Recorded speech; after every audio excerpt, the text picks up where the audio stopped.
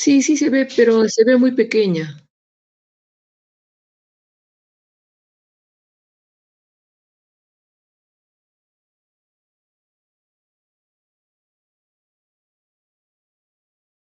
Sí, ahora sí se ve bien.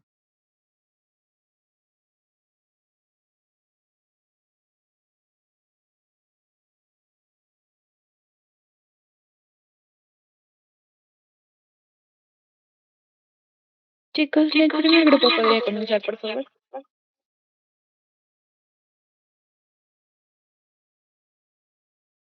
El audio en tu auxiliar, en el celular o otro dispositivo, está haciendo eco, Elenita. Sí, doctorita, ya arreglé eso, disculpe.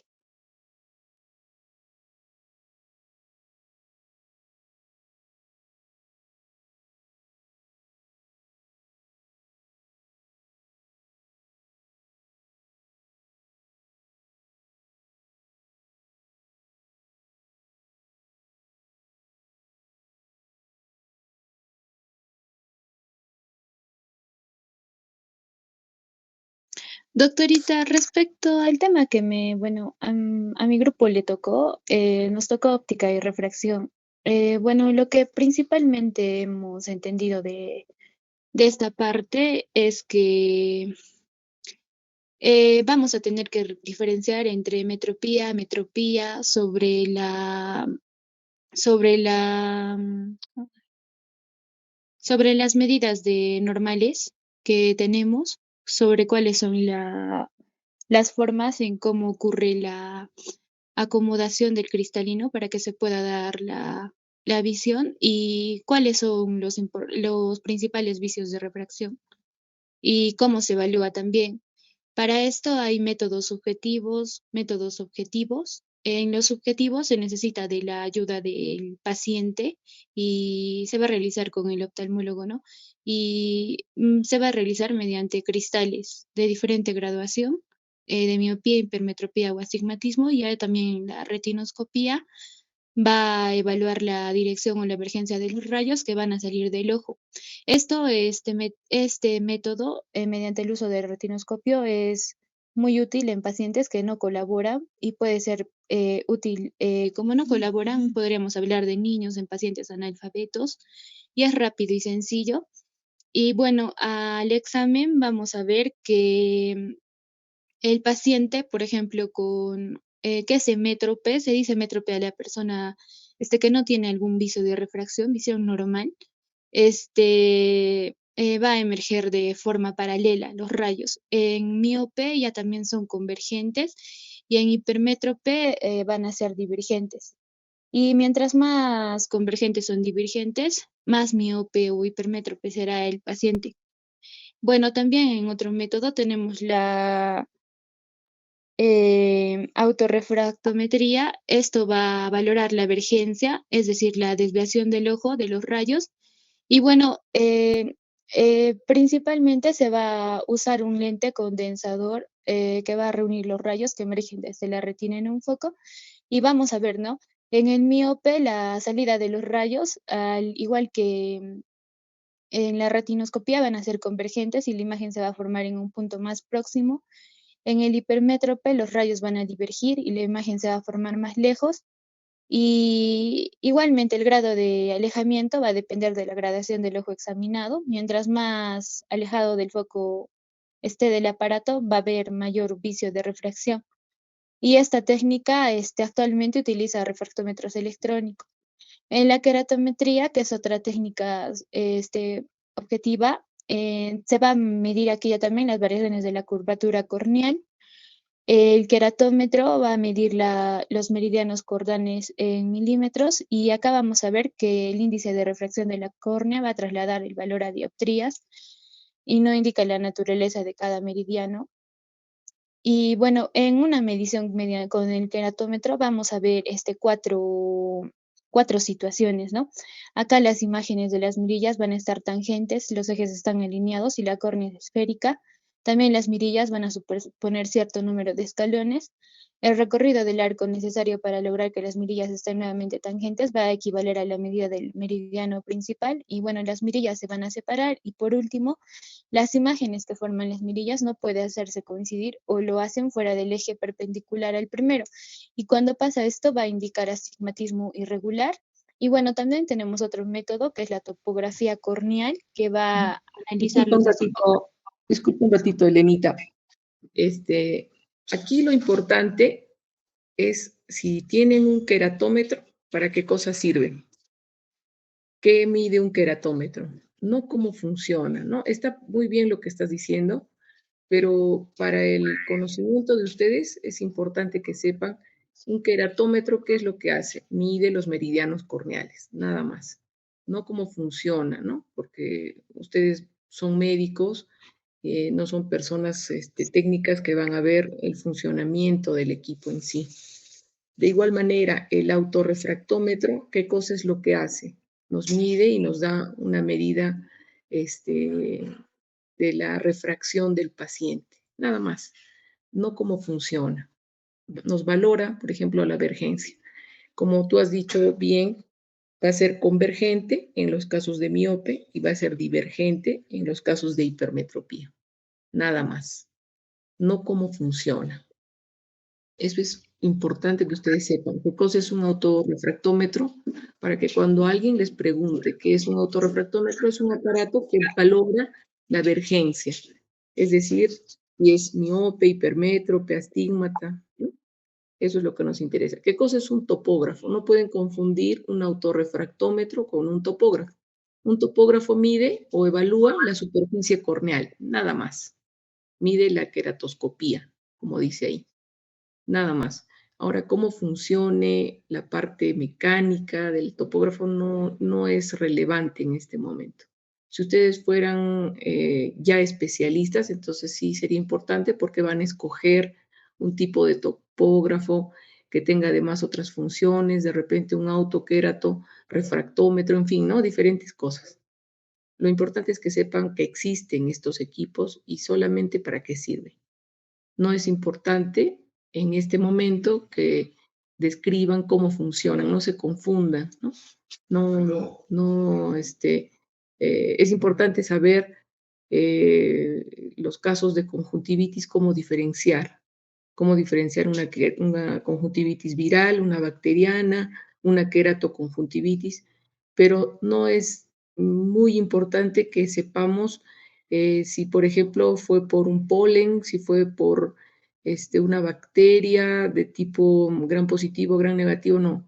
Me interesa la parte clínica, cómo diferencian entre una conjuntivitis viral y una bacteriana, en cuál hay simplemente una secreción, en cuál hay una secreción purulenta, en la otra cómo son las papilas, en cuál existen folículos y papilas, en cuál solamente papilas. Eso es lo importante, la parte clínica, ¿ya? Entonces vayan a la parte clínica porque Ya. lo que más nos interesa es la semiología en este caso, en este curso, ¿no? Sí. Cómo ustedes llegan al diagnóstico y de repente tratar de ver un poquito de tratamiento, pero no les voy a pedir terapéutica, ¿no? Lo importante es que identifiquen ustedes de qué se trata. ¿Ya? Está muy bien, Elenita. ¿Qué cosa es una metropía? ¿Qué cosa es una miopía? ¿Qué es una hipermetropía? ¿Qué es un astigmatismo? ¿No? En ese sentido.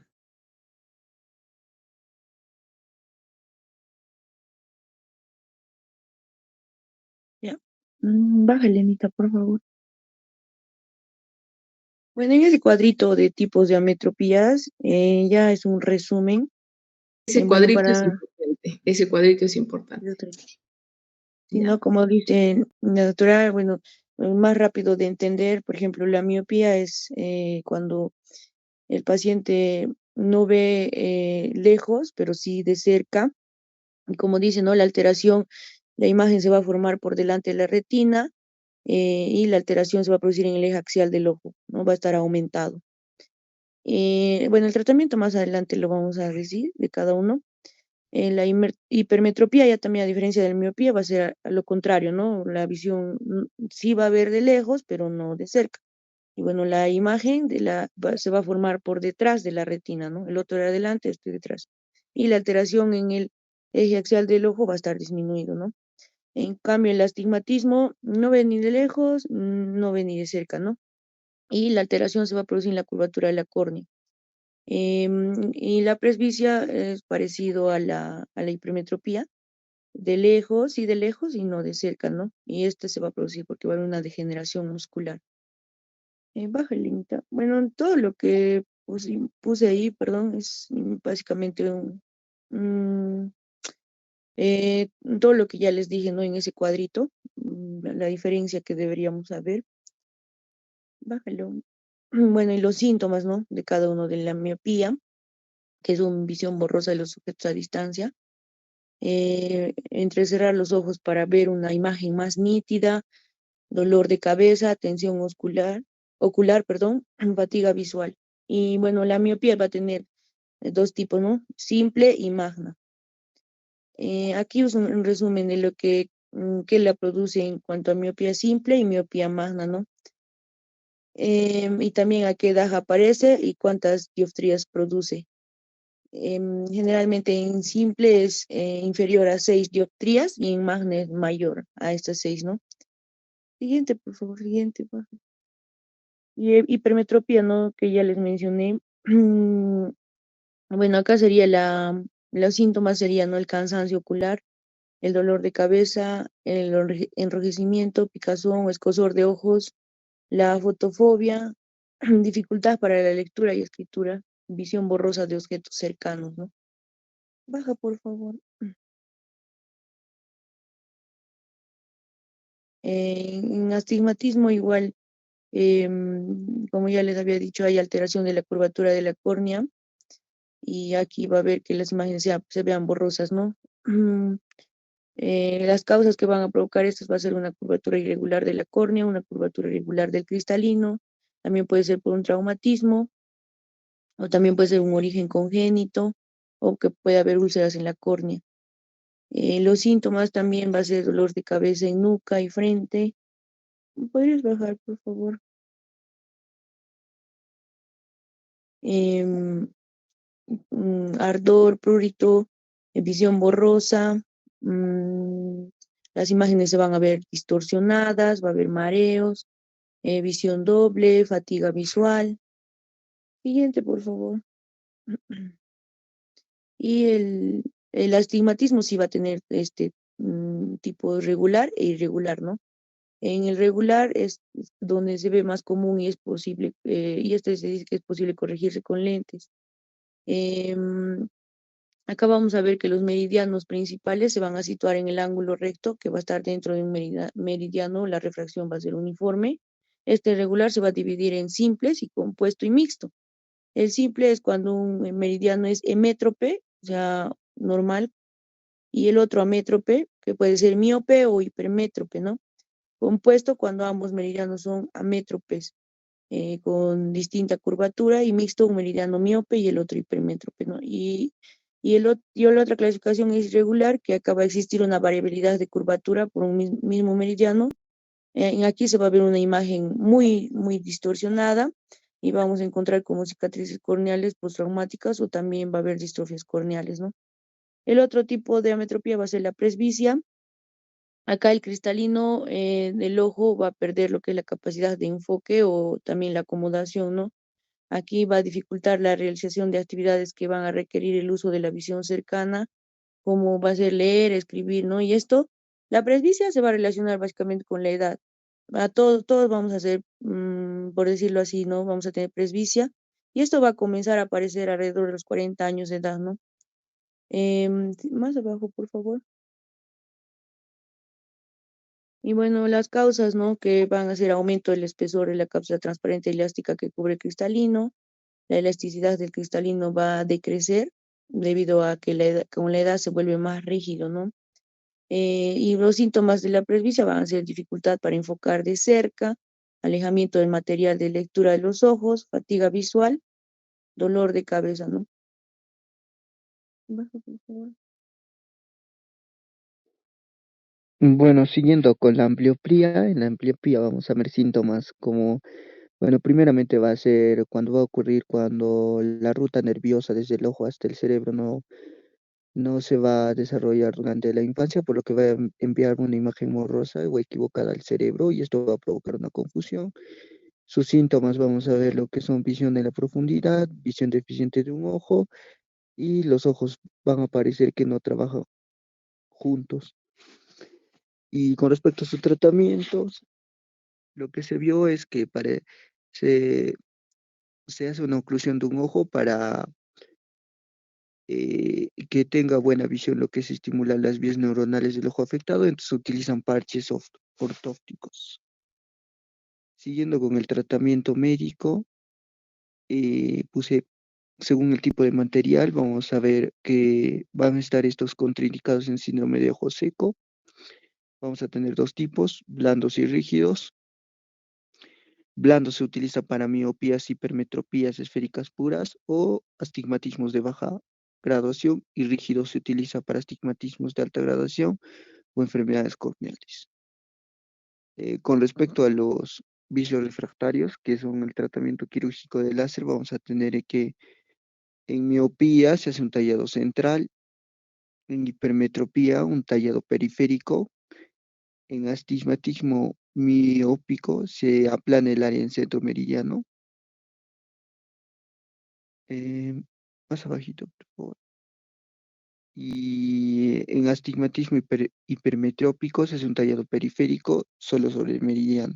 Bueno, esto que hemos mencionado es un tratamiento quirúrgico, una cirugía refractaria que se utiliza para corrección de los vicios de refracción. Y lo que es más utilizado es el láser, que va a ser asistido a lo que es por el láser excimer y suele ser exitosa en estos tratamientos de los vicios refractarios de leves a moderados. Doctorita, eso sería todo el tema de vicios de refracción. Ya, perfecto, Elenita. Está muy bien. Ese resumen está muy bien.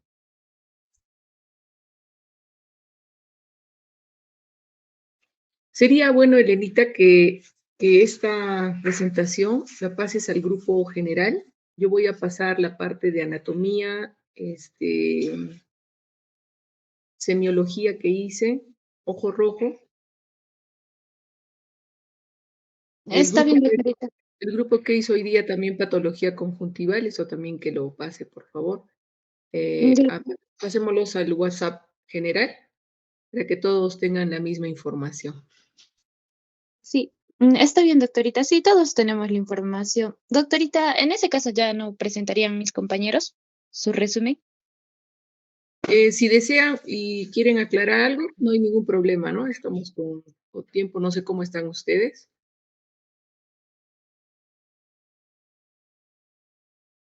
A los chicos que les toca perimetría, por favor. Ok.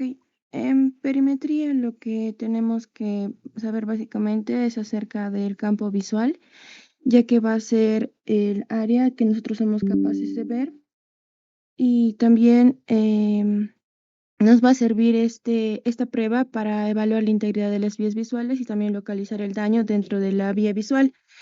Vamos a ver que también en el defecto del campo visual puede ser generalizado y también puede tener una pérdida localizada de la visión, como sería un escotoma. La perimetría lo que va a medir va a ser este campo visual y va a haber una sensibilidad luminosa donde se va a poder diferenciar las localizaciones de la retina. También para ver lo que son las enfermedades oculares, ya sean localizados, difusos o también en ambos campos visuales. Y el propósito del examen, vamos a ver que es para detectar depresiones en estados precoces y seguirlas a lo largo del tiempo y también para ayudar en el tratamiento del paciente. Tenemos que saber que hay dos tipos de campos visuales. Siguiente, por favor, más abajito, que vendrían a ser lo que es la visual monocular y la binocular, en donde la monocular va a ser donde la persona va a tener las dimensiones que vemos ahí. Y en la binocular también, en la binocular sería lo más importante que cuando tenemos va a haber una zona estereoscópica que va a medir 120 grados de dimensión en horizontal, es todo lo que puede ver el ojo. Y también que los semicampos, tanto el izquierdo como el derecho, se van a encargar de ver a diferentes partes, ¿no? Y también que va a haber una semiacusación óptica porque hay un cruce en lo que es el quiasma óptico. Luego tenemos el punto ciego, que este va a ser importante porque acá no va a haber fotorreceptores y también se va a usar para comprobar si va a ser la visión del paciente, si tiene buena fijación. Luego vamos a ver la colina de la visión, lo que va a ayudar a facilitar la comprensión de los defectos en el campo visual. Y tenemos los métodos y técnicas de exploración en donde esto va a tener programas, pero lo importante es que los datos van a ser considerados de una vista a otra y que pueden ser también analizados a lo largo del tiempo. Y las condiciones que se van a tomar en cuenta van a ser tamaño y color del estímulo, tiempo de exposición del estímulo, máxima intensidad del estímulo, iluminación y color de fondo, y también se va a ver, ¿no?, que si alguna de estas condiciones va a cambiar, los datos ya no son comparativos. Vamos a tener también escalas de sensibilidad que se van a medir en decibeles, y vamos a tener la perimetría dinámica y la estática. En la dinámica vamos a ver que esta nos va a servir para medir la colina de la visión, por ejemplo, va a estar la perimetría de Goodman, y en la estática este va a ser el método más fiable y también el más preciso para evaluar el campo visual. Aquí también se va a medir lo que es el campo de la visión, que va a ser plana, y después vamos a tener otros tipos de campimetrías.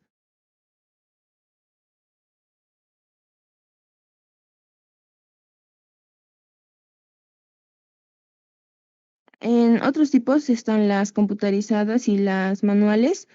Y más abajito, por favor, mi compañera les va a explicar las perimetrías computarizadas.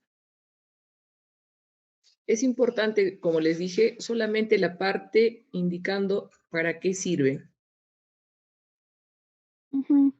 Ya, bueno, entonces la perimetría computarizada va a ser lo que es para em, la medición del campo visual periférico en tomas automatizadas, ¿no? Lo que nos decía que permite evaluar y poder analizar lo que es la percepción del estímulo luminoso, ¿no?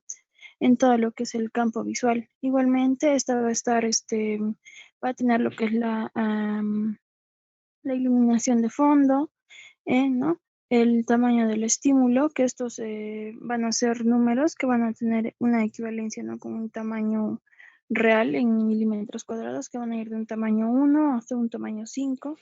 También va a medir lo que es la intensidad del estímulo, em, eh, que este va a ser el resultado de la suma de la intensidad de luz proyectada y la iluminación de fondo, ¿no? Ya que al existir una menor iluminación de fondo, los estímulos se van a percibir más intensos. Después también mide lo que es la duración del estímulo, em, que debe ser lo suficientemente como para minimizar las variaciones de las respuestas del paciente, ¿no? También más abajo, más arriba, por favor.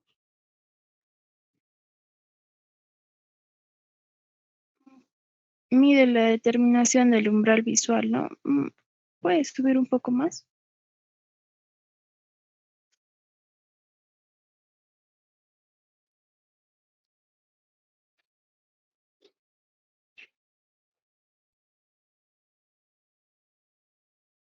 Mm, Teniendo donde la determinación del umbral visual va a ser el mínimo de brillantez, ¿no?, que el paciente va a poder observar o va a poder localizar. Después dentro de esto vamos a tener los índices de fiabilidad, donde vamos a ver lo que es la pérdida de fijación. Em, Cuando esta fijación va a ser deficiente, van a haber dos razones, ¿no? Cuando el paciente tenga dificultad en mantener lo que es la mirada en el punto de fijación en el aparato, y cuando la mancha ciega no esté bien delimitada. También tenemos a los falsos positivos y a los falsos negativos, ¿no? En cuanto a la VM, va a ser un estudio igualmente por imágenes del segmento anterior del globo ocular, que va a utilizar lo que son los principios físicos del ultrasonido, ¿no? Lo que hace es permite estudiar ecográficamente el globo ocular con una técnica de inmersión que va a ser poco invasiva y que va a utilizar frecuencias superiores a los 30 MHz. Va a tener dos procesos o dos modos, dos procesadores de dos modos, el tipo A, que va a ser un método unidimensional, y el modo B, que va a ser una sección acústica bidimensional, ¿no? En cuanto a la resolución de las imágenes que se va a tener mediante la VM, va a depender de la frecuencia elegida, ¿no? A mayor frecuencia va a haber una mayor resolución y una mayor precisión de la medición sobre la imagen. En cuanto a se vio que en las ondas sensoriales, estas se equiparon con lo que era una herramienta de diagnóstico con una cámara de inmersión que se instalaba en una fisura palpebral del ojo examinado y esta se llenaba con una inmersión que se instaló en la fisura palpebral, ¿no? El gel ultrasónico de alta rigidez se va a aplicar como un medio entre la sonda y el ojo, ¿no? Lo que le va a permitir, lo que es mantener un contacto constante entre la sonda y el ojo, ¿no? Y al enfocar lo que es una imagen en el examen. Durante el examen se utiliza tres configuraciones básicas, ¿no? Que es la configuración axial, una proporción de configuración meridional y la configuración latitudinal. Las indicaciones del VM van a ser para el diagnóstico de trastornos de córnea, conjuntivitis, párpados, trastornos de un segmento anterior de la esclerótica, trastornos y malformaciones de iris y cuerpo ciliar y entre otros, ¿no? Como también lo que es el glaucoma sobre todo. Y en cuanto a las contraindicaciones para los exámenes de VM, va a ser, por ejemplo, en un trauma abierto y penetrante del globo ocular, en el periodo postquirúrgico temprano, en los estadios inflamatorios infecciosos de la superficie del globo ocular y en una falta de cooperación del paciente. Bueno, lo importante del Pentacam es que este va a ser un tomógrafo que va a tomar imágenes tridimensionales, en donde va a estudiar las medidas de la parte anterior del ojo y también la córnea, el iris y vamos a ver que también se puede apreciar aquí los cuerpos extraños y se puede determinar la extensión de ulceraciones y heridas que van a estar en la porción del globo ocular.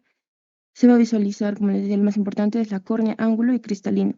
Las ventajas van a ser que esta va a tener una medición más precisa, también que puede haber una corrección de los movimientos del ojo, ya que va a tener también en la ventaja una fijación sencilla para los pacientes. Y también el tiempo de toma es corto y vamos a ver que también va a tener mapas paquimétricos que van a ser muy reproducibles y también los valores centrales van a corresponder muy bien a los ultrasonidos. Este Pentacam se va a solicitar para muchas enfermedades en donde se puede ver el glaucoma, catarata, queratocono, infecciones de córnea, evaluación para cirugía refractiva y también para implante de lentes intraoculares fáquicos. Baja un poquito, por favor. También va a ser importante para lo que es la detección y clasificación del queratocono, en donde aquí es importante ver la superficie anterior de la córnea y la clasificación se va a basar en varios índices, en donde se van a describir la superficie de la córnea. Y el análisis de la estabilidad de la córnea, vamos a ver que hay en estos datos del análisis paquimétrico, se va a ver la córnea en forma de aros concéntricos alrededor de la zona más fina y también que la base de la progresión del grosor de la córnea desde el punto más fino hasta la periferia. Ahora, en cuanto a la tomografía de coherencia óptica o OCT, esta va a ser una técnica diagnóstica no invasiva. Nos va a proporcionar imágenes donde vamos a poder observar las de 8 a 9 capas de la retina en diferentes cortes de profundidad axial. Entonces, esta va a utilizar como fuente de luz un diodo superluminiscente con un principio de interferometría. Entonces, acá lo que vamos a ver que los cortes a nivel del nervio óptico nos van a proporcionar imágenes de alto valor acerca de la capa de fibras nerviosas, ¿no? Con detección muy precisa de los bordes anterior y posterior, asimismo de la retina peripapilar y la morfología del disco óptico, lo que nos va a posibilitar el cálculo de variables morfométricas de alto valor diagnóstico y por tal motivo va a ser útil en el estudio de un gran número de patologías neurooftalmológicas y retinianas. Entonces, bueno, las ventajas, ¿no? Es que nos va a dar una información pormenorizada de lo que nosotros haciendo un fondo de ojo no podemos tener, ¿no? Incluso nos va a dar una información pormenorizada de cada capa de retina y la mácula y a nivel del nervio óptico, ¿no? Nos va a hacer un conteo de las fibras nerviosas y el tamaño real del nervio, que muchas veces en el fondo de ojo es un poco subjetiva. La OCT nos va a permitir el estudio de neuropatías ópticas compresivas, hereditarias, tóxicas, nutricionales, isquémicas y otras. Nos va a permitir la evaluación de cambios morfológicos de la cabeza del nervio óptico y la mácula en pacientes con hipertensión endocraniana. Nos va a ayudar a realizar el diagnóstico diferencial de papiledema con el pseudopapiledema en aquellos casos que se van a requerir y al mismo tiempo estudiar numerosas patologías congénitas del nervio óptico. También es empleado en para numerosas especialidades para la detección precoz y evaluación de la progresión del glaucoma, el diagnóstico y también el seguimiento después del tratamiento, ¿no? en diversas patologías maculares. Y acá vemos un esquema de las posibles alteraciones halladas en los CT, más abajito, con las distintas alteraciones, ¿no? Si vemos un adelgazamiento, si vemos un engrosamiento, elevación, depresión, irregularidad, fragmentación, interrupción y ruptura, ¿no? Eso sería todo.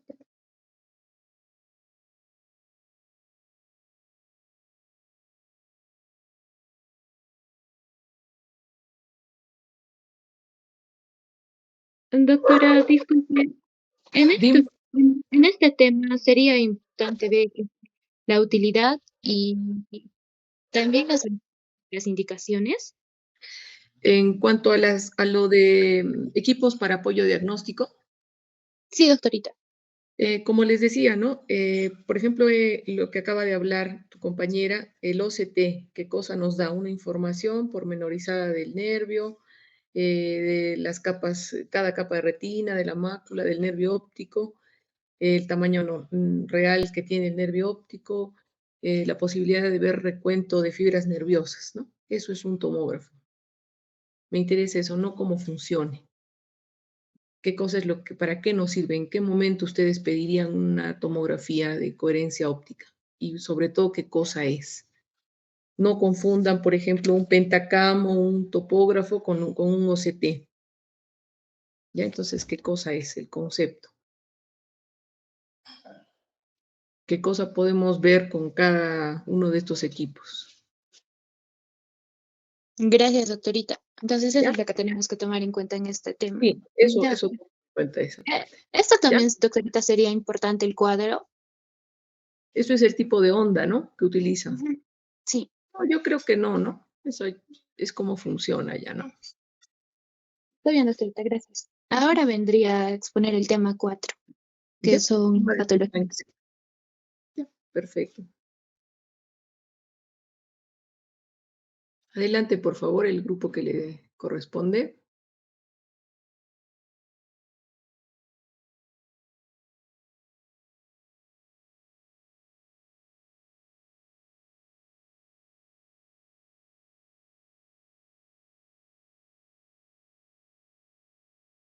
Doctora, vamos a continuar con trastornos de los párpados.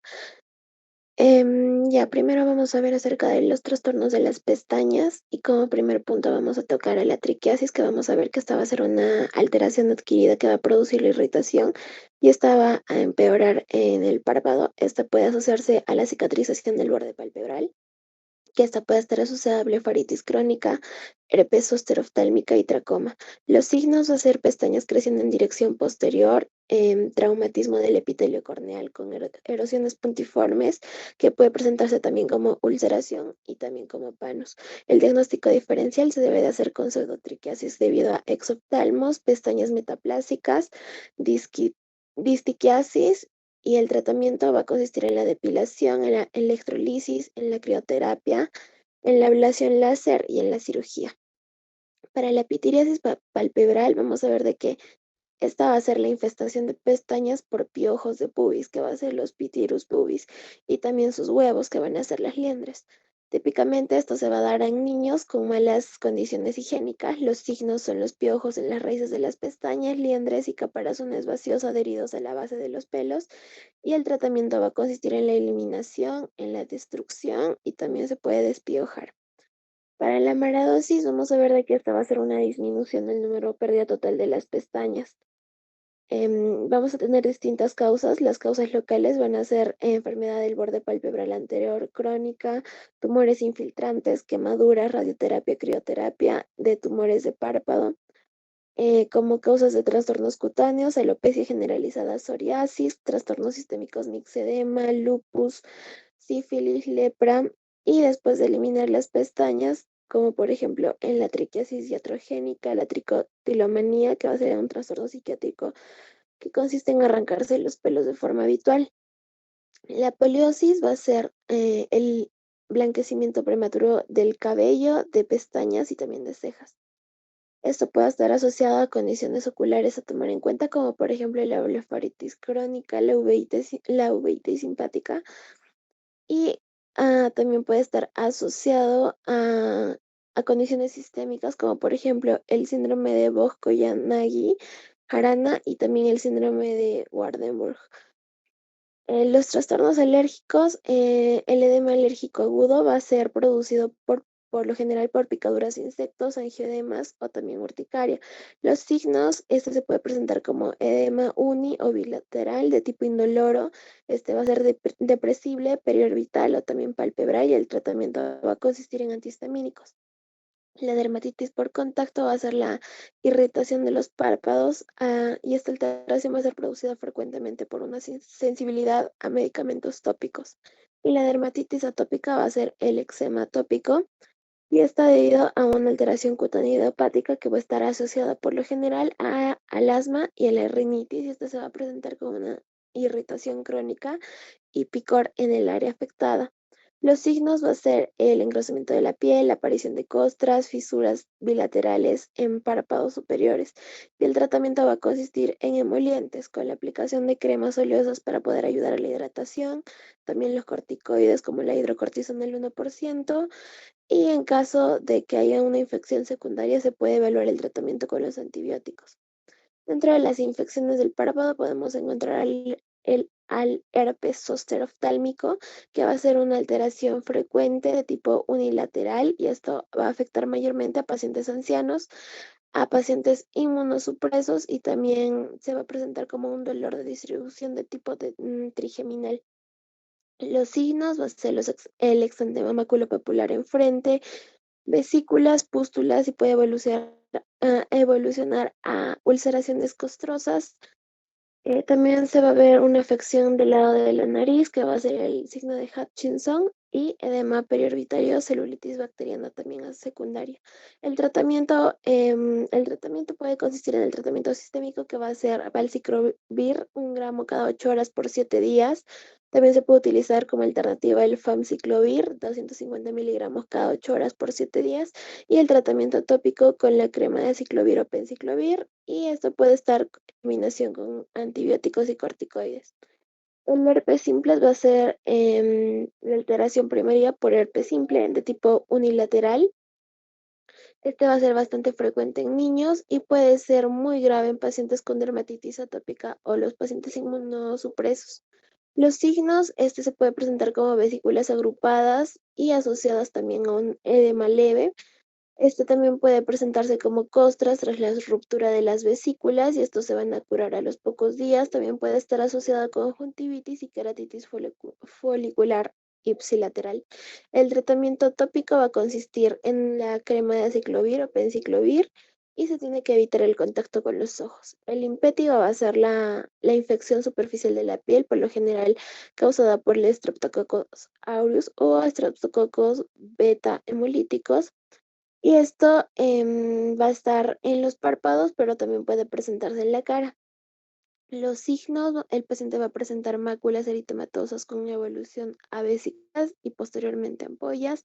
También puede estar presente como costras amarillentas tras esta ruptura de las ampollas.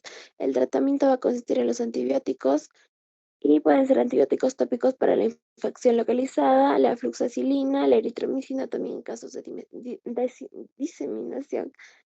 La erisipela, o también conocida como la enfermedad de fuego de San Antonio, va a ser la celulitis diseminada subcutánea, usualmente causada etiológicamente por el Streptococcus pyogenes, y este puede penetrar por traumatismo mínimo, y esta se puede generalizar por vía linfática.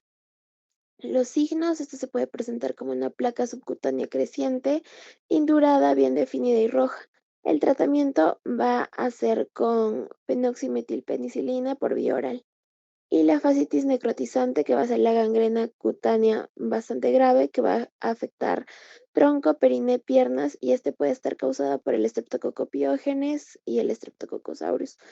Este se va a presentar en ancianos o en personas debilitadas por traumatismos. Los signos van a ser edema y eritema palpebral y este puede progresar rápidamente a gangrena. El tratamiento antibiótico va a consistir en altas dosis de benzilpenicilina y la cirugía va a consistir en el desbridamiento quirúrgico del tejido necrótico. En estos casos, por ejemplo, de enfermedades infecciosas, sí es necesario que sepan el concepto, ¿no? Qué cosa hay una poliosis, qué cosa, perdón, en un herpes zóster, en un impétigo, ¿no? En una erisipela, las diferencias entre estos, ¿no? Sigue, por favor.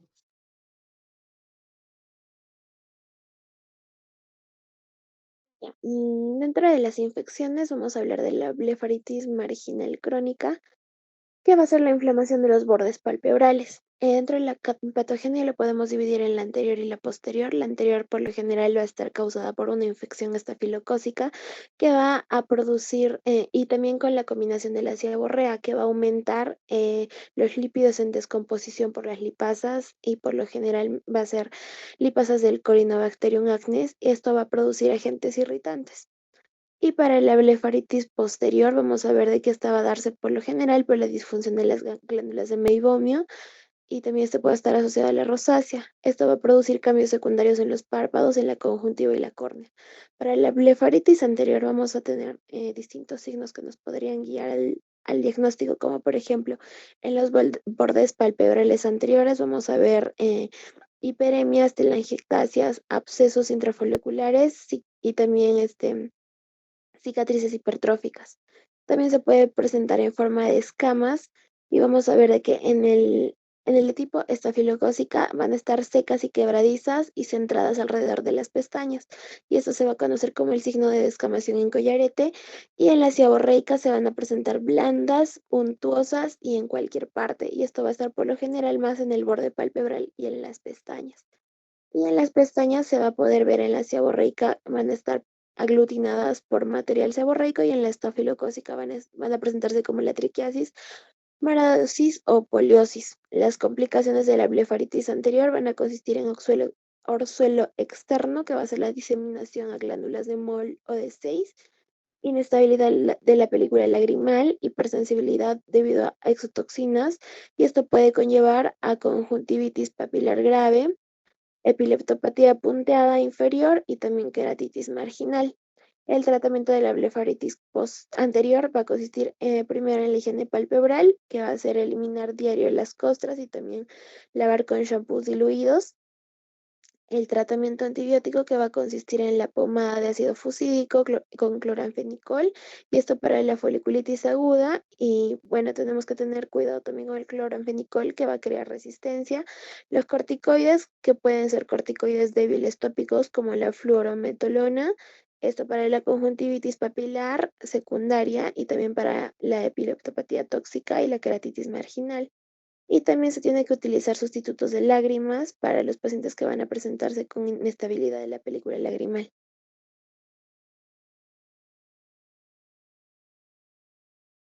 La blefaritis posterior va a presentar los siguientes signos. Signos que nos podrían guiar que se está afectando la seborrea de meibomio. Estos van a ser unos glóbulos que van a coronar a los orificios glandulares y va a tener abundante secreción oleosa de salida y una película oleosa y espumosa. Y la meibomeitis, que va a ser cuando el borde palpebral posterior va a estar inflamado, y este va a estar centrado en las glándulas de meibomio, como dice su nombre. Esto va a producir obstrucción y muescas. Vamos a ver de que las secreciones exprimidas van a ser turbias y espesas y también van a producir bloqueo de glándulas de meibomio, y estos también pueden conllevar a quistes. Las complicaciones van a ser prácticamente las mismas: inestabilidad de la película lagrimal, epileptopatía punteada inferior y también la conjuntivitis papilar leve. El tratamiento va a consistir en tetraciclinas sistémicas, como por ejemplo la tetraciclina, doxiciclina y la eritromicina. También se tiene que tener en cuenta la higiene palpebral con corticoides tópicos y también con sustitutos de lágrimas. Y se puede utilizar compresas calientes para reblandecer el sebo y también para favorecer la expansión glandular. Dentro de las infecciones también vamos a hablar del chasalio. Vamos a ver de que este va a ser un quiste de meibomio. Chalazion, Y chalazion. sí, sí, doctora, hubo un Está lapso. mal digitado, creo. Es chalazion. Ya, este va a ser un quiste, pero este va a ser un quiste de meibomio. Vamos a ver de que esta va a ser una lesión inflamatoria de tipo lipogranulomatosa y crónica. Este va a ser causada por el bloqueo de los orificios glandulares y también se va a dar la obstrucción de las secreciones sebáceas. Y va a haber un mayor riesgo en las personas que van a padecer de acné, rosácea y dermatitis seborreica. Los signos, es importante mencionar de que va a ser un nódulo de tipo indoloro, y este ocasionalmente puede ser en el párpado superior, pero más en el inferior. Este va a estar en la lámina tarsal y puede presionar la córnea, por lo que podría producir visión borrosa o un astigmatismo provocado. También podría estar eversionando el párpado, y esto podría indicar una ruptura a través de la conjuntiva y también podría presentarse como una blefaritis posterior. Su tratamiento va a consistir el quirúrgico en el drenaje a través de la lámina tarsal, y si hay alguna duda en el diagnóstico se puede hacer una biopsia. Los corticoides, que se van a dar a través de la conjuntiva, que va a consistir en 0.1 a 0.2 mililitros de la suspensión acuosa de acetato de triamcinolona más lidocaína. Las tetraciclinas sistémicas, que van a ser estos en profilaxis y en recurrencia, en acné, rosácea y también en dermatitis seborreica. Y la ablación láser cuando estas van a estar dispersas, y también se puede utilizar la cirugía con la incisión laminar. El orzuelo interno va a ser el absceso estafilocócico de la glándula de meibomio. Los signos se va a presentar como una tumefacción dolorosa, y esta también puede estar inflamada, y bueno, esto va a estar también en la lámina tarsal. El tratamiento va a consistir en la incisión y en el debridamiento. El orzuelo externo va a ser abscesos también estafilocócicos agudos del folículo y de la pestaña y de su glándula de Seyss o también de su glándula de Moll. Los signos esta también va a ser una tumefacción dolorosa, pero a diferencia del orzuelo interno, este va a tener una punta que va a estar apuntando a través de la piel, y también va a presentarse como abscesos diminutos en el borde palpebral, y también puede tener celulitis septal leve. El tratamiento, por lo general, el orzuelo externo no va a requerir tratamiento, porque por lo que se va a resolver espontáneamente, pero también se pueden utilizar compresas calientes y estas van a ser beneficiosas en casos graves. También se puede utilizar la depilación de la pestaña del folículo afectado para poder facilitar el drenaje y también los antibióticos sistémicos en caso de que se presenten con celulitis preseptal grave. El molusco contagioso, que va a ser una infección cutánea, por lo general causada por el poxvirus, y esta se va a presentar más en pacientes inmunosupresos o con lesiones atípicas múltiples confluentes. Los signos, este se va a presentar como nódulos umbilicados serios, pálidos, y estos van a estar en el borde palpebral, por lo que podrían presentarse también como conjuntivitis folicular crónica o queratitis superficial. Y el tratamiento va a ser la escisión o la destrucción o también la cauterización. Se puede utilizar la crioterapia o el láser. El santelasma, que va a ser la afección que va a presentarse en pacientes por lo general también ancianos y en hipercolesterolemia.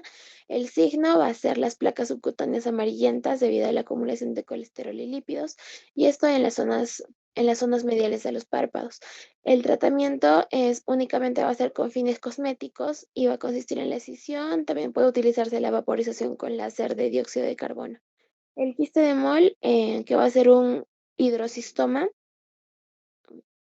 de la glándula sudorípara apocrina.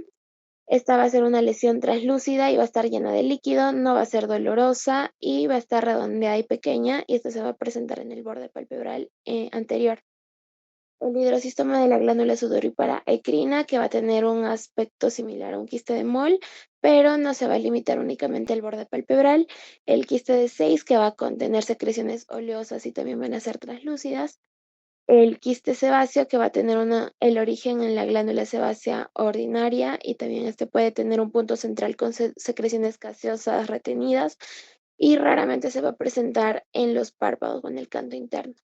Y el milio, que va a estar formado por quistes superficiales diminutos redondeados, blancos agrupados, y también estos pueden derivar de las glándulas sebáceas.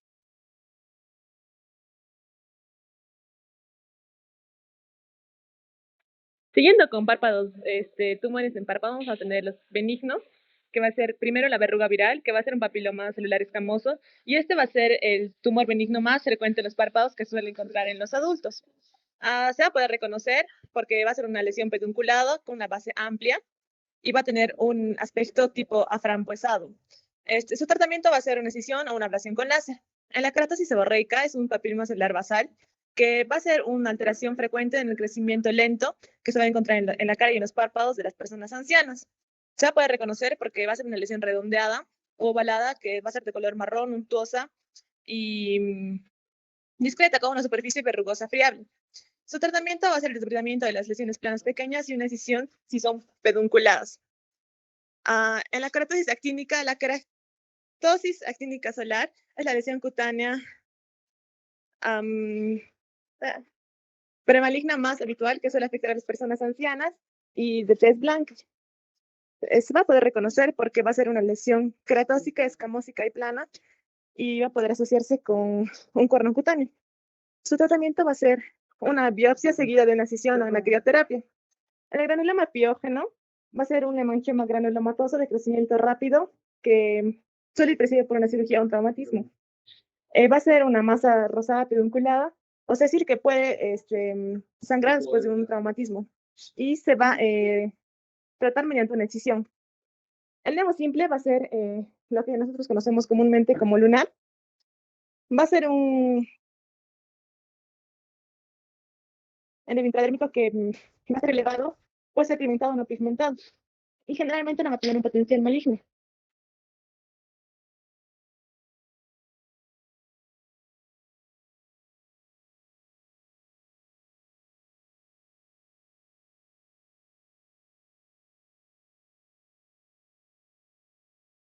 Y de la dermis.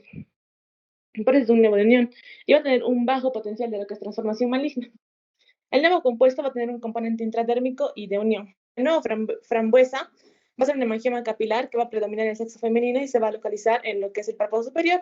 Va a ser una lesión roja sobrelevada, pequeña y lateral que se va a aclarar con la presión, y generalmente va a crecer rápidamente en el primer año de vida. Y puede producir, si está localizado en el párpado superior, como va a crecer, por el mismo peso y por el tamaño va a producir una ptosis mecánica. Durante el segundo año de vida, la lesión va a empezar a involucionar espontáneamente con la resolución completa del 40%, y a partir de los 4 años, mientras que a los 7 años el 70% ya va a estar completamente resuelto. Como hemos dicho, suele resolverse por sí mismo, pero en el caso de que no, podemos poner una inyección de triamcinolona acetónido de 40 miligramos por mililitro y una betametasona de 6 miligramos por mililitro. La resección quirúrgica puede ser apropiada solo en algunos casos.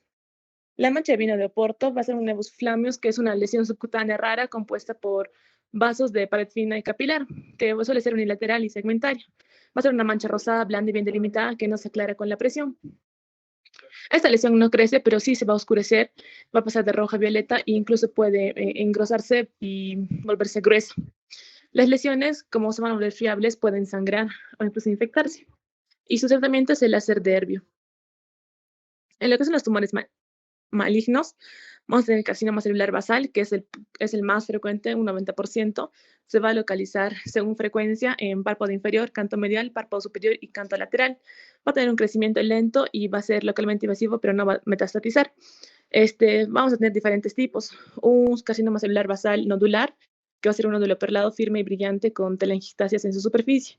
Si no se trata en su etapa precoz, el crecimiento puede ser más rápido y se va a ulcerar. Y se va a convertir en un carcinoma vasocelular nódulo ulcerativo precoz. El nódulo ulcerativo, o también como ulcus rondus, se caracteriza por la presencia de una ulceración central que va a tener un rodete subalevado y telangiectasias, y va a ser muy profundo. El esclerosante, el morfeico, es el menos frecuente y se va a infiltrar lateralmente por debajo de la epidermis como una placa indurada, y se va a parecer mucho a lo que es la blefaritis crónica. Por eso a veces no se puede reconocer con facilidad. Tenemos el carcinoma celular escamoso, que va a ser mucho menos frecuente, de 5 a 10%, pero va a ser más agresivo que los anteriores. Pues porque puede enviar su metástasis a los ganglios linfáticos regionales. Va a ser en forma de placa hiperqueratósica, eritematosa, escamosa y áspera. Puede ser nodular, con una superficie hiperqueratósica que puede desarrollar erosiones, costras y fisuras. Ulcerado, que tiene una base roja y bordes claramente definidos, indurados y sobreelevados. Buenos días. El melanoma puede ser de diseminación superficial y se va a caracterizar por una placa de contorno irregular y de pigmentación variable. Un melanoma nodular que se va a caracterizar por un nódulo generalmente azul-negro que va a estar rodeado de una piel de aspecto normal. Y un melanoma procedente de un lentigo maligno que es una mácula pigmentada de expansión lenta. El carcinoma de las células de Merkel es un tumor de crecimiento rápido que va a ser altamente maligno y potencialmente letal. Va a ser un nódulo bien delimitado, rojo violáceo, y la piel que lo va a recubrir va a estar intacta. Y generalmente va a afectar el párpado superior. Generalmente se tiene que reseccionar y después seguido por una quimioterapia. En lo que es el principio de tratamiento de los tumores malignos, va a ser una incisión quirúrgica, que en este caso va a consistir en eliminar el tumor entero, pero al mismo tiempo conservar lo más posible de piel sana que vamos a tener. Entonces, tenemos dos formas: la sección congelada estándar y la cirugía micrográfica de Mohs. ¿Puedes bajar más abajo, por favor? En lo que es la reconstrucción del párpado, vamos a tener que reconstruir la lámina anterior y posterior. No tenemos que, sobre todo, olvidarnos de la posterior. Los pequeños defectos generalmente se cierran directamente. Los defectos moderados se usa un colgajo semicircular para su cierre, y en los defectos grandes vamos a poder usar un colgajo de rotación de la mejilla de Mustor, los procedimientos de división del párpado y cuando se van a reconstruir el párpado inferior, y los colgajos frontales en el caso de que sean necesarios. En la radioterapia se va a utilizar en lo que es un carcinoma vasocelular pequeño, nódulo ulcerativo que no va a afectar el área cantal medial, sobre todo en los que no se les puede aplicar una cirugía. El sarcoma de Kaposi, porque es muy radiosensible, y mientras que la crioterapia, generalmente en un carcinoma vasocelular pequeño superficial, y esta es más segura que la radioterapia. El ectropion, vamos a ver que va a haber un ectropion involutivo que va a afectar el párpado inferior de los pacientes ancianos, y va a experimentar cambios inflamatorios porque va a estar expuesto, y puede conducir a una metaplasia escamosa y a la queratinización. Vamos a ver que se tiene que examinar que haya laxitud palpebral horizontal, la lasitud del tendón cantal medial, la lasitud del tendón cantal lateral, y su tratamiento va a ser la cauterización, la conjuntivoplastia medial, un LACT, un acortamiento palpebral horizontal y un procedimiento de Szymanowski. El extrapión cicatrizal se produce cuando va a haber una cicatrización en el párpado y va a haber una contracción, de modo que siempre va a estar expuesto el borde del párpado.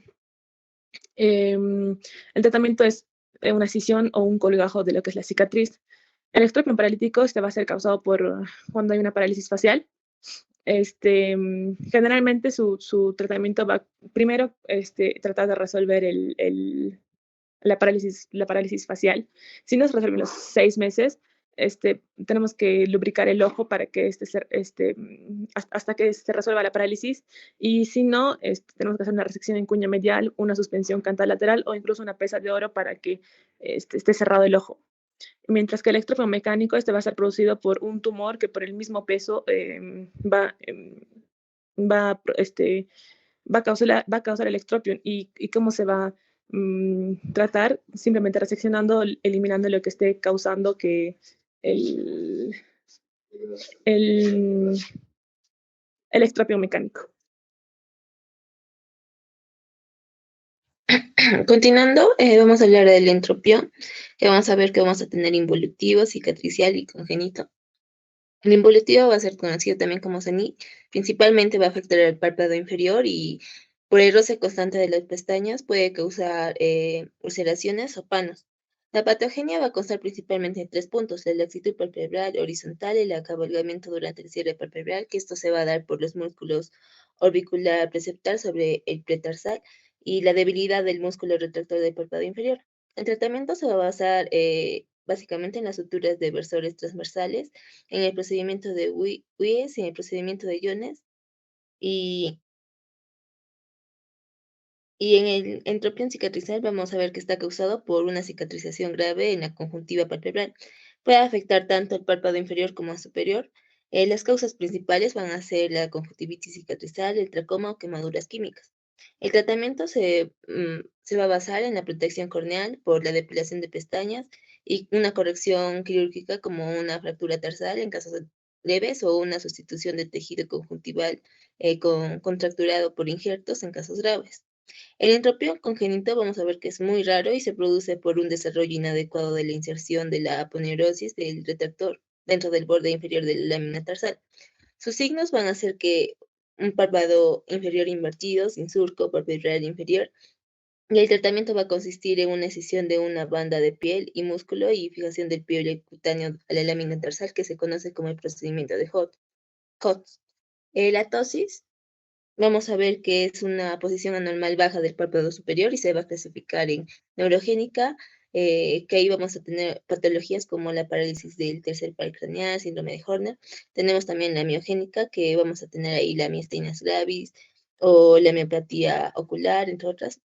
Vamos a tener la aponeurótica, que va a ser involutiva o posoperatorio, que ya vamos a hablar, o mecánica. La evaluación clínica nos va a ayudar principalmente a distinguir los casos congénitos o adquiridos o si está asociado a otras enfermedades sistémicas. Debemos tener en cuenta la exclusión de la pseudotosis, que podemos tener ahí la altura de la hendidura vertical disminuida en casos de un ojo protésico, la retracción del párpado contralateral o hipotrofia ipsilateral, la tosis de la ceja, que eso se va a dar principalmente por el exceso de piel en la frente, o la dermatocalasia, que va a ser debido a un exceso de piel en las párpados. Vamos a usar algunas mediciones que se realizan antes de la cirugía. Vamos a tener acá la distancia refleja marginal, que es la distancia entre el párpado superior y el reflejo luminoso. El valor normal va a ser entre 4 a 5 milímetros. Vamos a tener la altura de la hendidura vertical, que esta distancia va a ser entre los dos bordes del párpado inferior y superior. El valor normal va a ser de 7 a 10 milímetros en varones y de 8 a 12 milímetros en mujeres. Tenemos la excursión del párpado superior, que lo normal va a ser 15 milímetros a más. Tenemos también acá el pliegue del párpado superior, que el valor normal en mujeres va a ser de 10 milímetros, en varones 8 milímetros. Acá vamos a poder diferenciar dos patologías. Si hay una ausencia de surco, vamos a sospechar más de una tosis congénita, pero si hay un surco intenso, vamos a sospechar más de un defecto aponeurótico. Y también vamos a tener la exposición tarsal, que va a ser la distancia entre la línea de las pestañas y el pliegue de los cutáneos. Los signos asociados a esta patología vamos a tener la inervación aumentada, la fatigabilidad, los defectos de la motilidad ocular, especialmente del recto superior, y el fenómeno de cincinesias y de Behn. El síndrome de cincinesias mandibular o de Marcus-Gom va a ser el 5% de todas las patologías congénitas, y el signo básicamente va a ser el parpadeo de la tosis, junto con la estimulación de los músculos pterigoideos y laterales. Y eso se va a dar cuando se mueve la mandíbula, ¿no? El tratamiento va a ser una decisión bilateral del elevador y una suspensión frontal. ¿Puedes bajar más, por favor, Elio? Ya, ahí. En la tosis congénita simple vamos a ver que va a haber una distrofia del desarrollo del músculo elevador.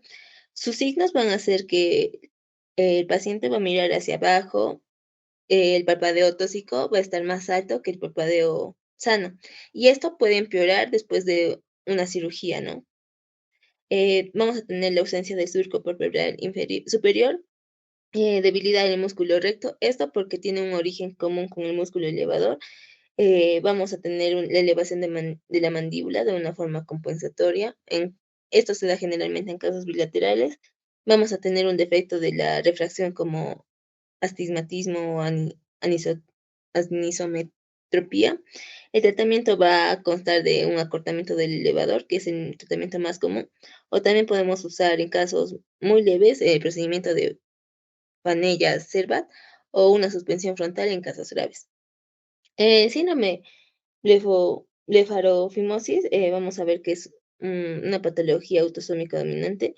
Sus signos van a ser una tosis simétrica moderada grave, una mala función del elevadora, telecanto, picanto. Va a haber también ectropión lateral, un puente nasal poco desarrollado, ambliopía en un 50% de los pacientes, y el tratamiento va a basarse en una corrección del epicanto y el telecanto, y del telecanto con una suspensión frontal bilateral. En la tosis aponeurótica vamos a tener que va a ser producida por la debilidad de la aponeurosis elevadora, y puede ser debido a una dehiscencia o una dehiscencia localizada. Las causas va a ser una tosis involutiva o una tosis postoperatoria, que esta se va a dar en 5% de los pacientes que son sometidos a cirugías por cataratas, glaucoma o desprendimiento de la retina. El tratamiento se va a basar en realizar mediante una resección del elevador. En la tosis mecánica vamos a tener que el resultado de la movilidad del párpado superior debido a la dermatocalasia, tumores grandes del párpado como los neurofibromas, la cicatrización o edema palpebral grave y lesiones orbitarias anteriores. Baja un poco más, por favor. Ya, los principios de la cirugía de la tosis van a ser 3. El procedimiento de Fasanella-Servat, que se usa en casos con una función elevadora menos de 10 milímetros y una tosis que no sea superior a 2 milímetros. Generalmente en el síndrome de Horner sin una tosis congénita muy leve. Vamos a tener otro procedimiento que es el acortamiento del elevador, que se usa cuando la función elevadora sea menos de 5 milímetros, y la suspensión frontal, que está indicado en tosis graves como la función elevadora de 4 milímetros o menos, también para síndrome de párpado mandibular de Marcus-Gom o síndrome blefarofimosis o la parálisis de tercer par craneal. O si resulta poco satisfactorio la resección del elevador previo. Otros trastornos adquiridos. Más abajo, por favor. Vamos a tener la dermatocalasia, que generalmente va a ser bilateral, frecuente y afecta principalmente a pacientes ancianos. Sus signos va a ser una redundancia de la piel del párpado superior, párpados con bolsas y pliegue superior e inferior, y puede existir una pseudotosis. El tratamiento va a ser una blefaroplastía. Tenemos la otra patología, la blefarocalasia, que es una alteración rara que se caracteriza por episodios frecuentes de edema indoloro de ambos párpados superiores y se resuelve espontáneamente durante el día. Los signos que se va a ver en estos pacientes va a ser adelgazamiento y laxitud de la piel del párpado superior, y el tratamiento va a basarse si existe una tosis aponeurética o no. En el síndrome de párpados colgantes vamos a ver que esta afecta generalmente a varones con obesidad y que se asocia a apnea del sueño. Los síntomas vamos a tener que va a ser párpados superiores hiperlaxos, erección espontánea del párpado, produciendo así mm, una exposición, produciendo por una conjuntivitis tarsal crónica o una hipertrofia papilar. El tratamiento se va a basar en un acortamiento palpebral horizontal en casos graves. Y bueno, por último tenemos la retracción palpebral que se sospecha cuando el borde palpebral superior está alineado con el limbo superior o por encima de él. Otros trastornos congénitos vamos a tener los pliegues del epicanto, que son pliegues cutáneos verticales bilaterales que se extienden desde el párpado superior o inferior hacia el canto medial. Mm, el tratamiento se va a basar en una plastilla YV en pliegues pequeños o una plastilla de mustarde en Z en pliegues grandes. Vamos a tener que el telecanto, va a ser una patología infrecuente y hay un aumento de la distancia entre los cantos mediales, inusualmente largos.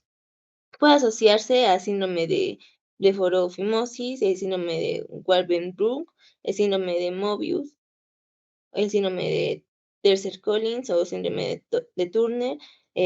También se puede asociar a neurofibromatosis tipo 1, el síndrome de Rubinstein-Talby, y el tratamiento se va a basar en un acortamiento y una fijación de los tendones de los cantales mediales en la cresta lagrimal. También vamos a tener la epibiflerón, que es frecuente en personas orientales y no se debe confundir con el entropión congénito. Los signos van a ser que vamos a ver una fila horizontal de la piel extra, el pliegue de la piel se estira hacia abajo y las pestañas giran. Puede resolverse de forma espontánea o por el procedimiento de Holt. Y por último vamos a tener el coloboma, que también es una patología infrecuente, congénito y puede ser en el párpado inferior, y esta se asocia con el síndrome de Treacher-Collins y aparece en la unión del tercio medio y externo. O también puede ser superior, que este va a aparecer también en la unión del tercio medio e interno. El tratamiento va a ser por cierre primario, defectos pequeños a moderados o colgazgo de rotación en defectos grandes.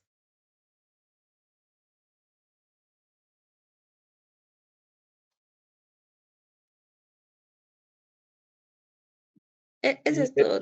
Elena, por favor, la primera parte puedes poner, ¿no? La parte de semiología. Disculpa, ¿cómo dice?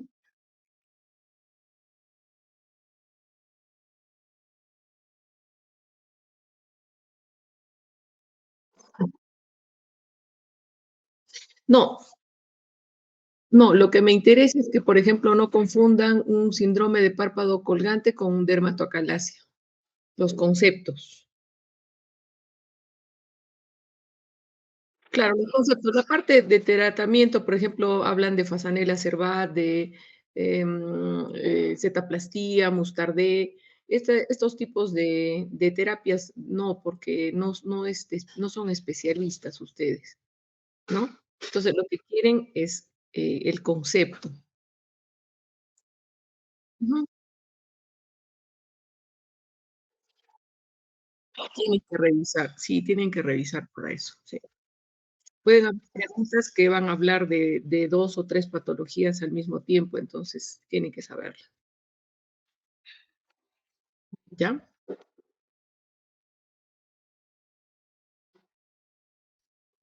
Ya, doctora, nuestro grupo nos corresponde hablar sobre la parte de generalidades, un poco de anatomía y semiología oftalmológica. Bueno, para empezar vamos a abordar acerca del aspecto anatómico, para lo cual debemos tomar en cuenta que el globo ocular va a presentar 3 capas en general, que es una capa externa, o también conocida como túnica fibrosa, que va a consignar tanto la córnea y esclera, una capa media o túnica vascular, y una capa interna, que es la túnica nerviosa, donde vamos a encontrar la retina. Bueno, respecto a lo que es la córnea, principalmente es considerado como el primer lente del ojo que va a presentar una gran capacidad para la refracción de la luz. Se dice que tiene un poder de 40 dioptrías. Va a ocupar lo que es la sexta parte anterior del ojo y va a presentar 5 capas.